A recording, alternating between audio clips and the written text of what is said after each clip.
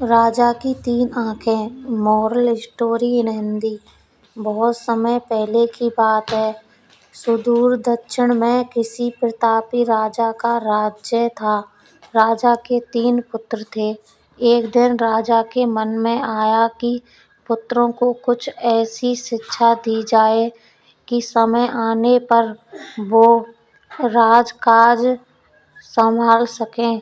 इसी विचार के साथ राजा ने सभी पुत्रों को दरबार में बुलाया और बोला, पुत्रों, हमारे राज्य में नाशपाती का कोई वृक्ष नहीं है। मैं चाहता हूँ तुम सब 4-4 महीने के अंतराल पर इस वृक्ष की तलाश में जाओ और पता लगाओ कि वो कैसा होता है। राजा की आज्ञा पाकर तीनों पुत्र बारी-बारी से गए और वापस लौट आए। सभी पुत्रों के लौट आने पर राजा ने पुनः सभी को दरबार में बुलाया और उस पेड़ के बारे में बताने को कहा। पहला पुत्र बोला, पिताजी, वह पेड़ तो बिल्कुल टेढ़ा-मेढ़ा और सूखा हुआ था। नहीं नहीं, वो तो बिल्कुल हरा-भरा था, लेकिन शायद उसमें कुछ कमी थी, क्योंकि उस पर एक भी फल नहीं लगा था। दूसरे पुत्र ने पहले को बीच में ही रोकते हुए कहा। फिर तीसरा पुत्र बोला, भैया, लगता है आप भी कोई गलत पेड़ देख आए, क्योंकि मैंने सचमुच नाशपाती का पेड़ देखा। वो बहुत ही शानदार था और फलों से लदा पड़ा था। और तीनों पुत्र अपनी-अपनी बात को लेकर आपस में विवाद करने लगे कि तभी राजा अपने सिंहासन से उठे और बोले, पुत्रों, तुम्हें आपस में बहस करने की कोई आवश्यकता नहीं है।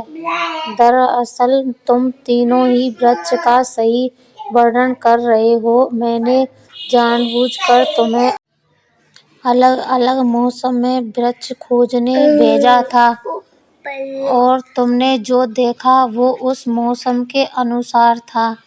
मैं चाहता हूँ कि इस अनुभव के आधार पर तुम 3 बातों को गांठ बांध लो। पहली, किसी चीज के बारे में सही और पूर्ण जानकारी चाहिए तो तुम्हें उसे लंबे समय तक देखना परखना चाहिए, फिर चाहे वो कोई विषय हो, वस्तु हो या फिर कोई व्यक्ति ही क्यों न हो।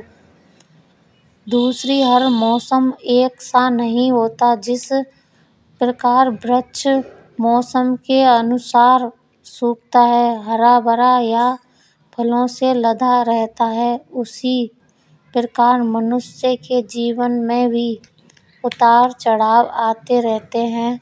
अतः अगर तुम कभी भी बुरे दौर से गुजर रहे हो तो अपनी हिम्मत और धैर्य बनाए रखो, समय अवश्य बदलता है।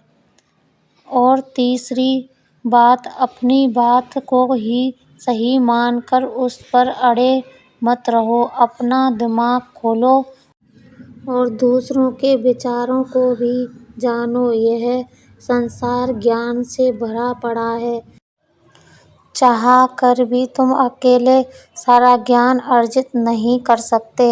इसलिए भ्रम की स्थिति में किसी ज्ञानी व्यक्ति से सलाह लेने में संकोच मत करो। कहानी अच्छी लगे तो लाइक, कमेंट, शेयर करें। चैनल को सब्सक्राइब जरूर कर लें।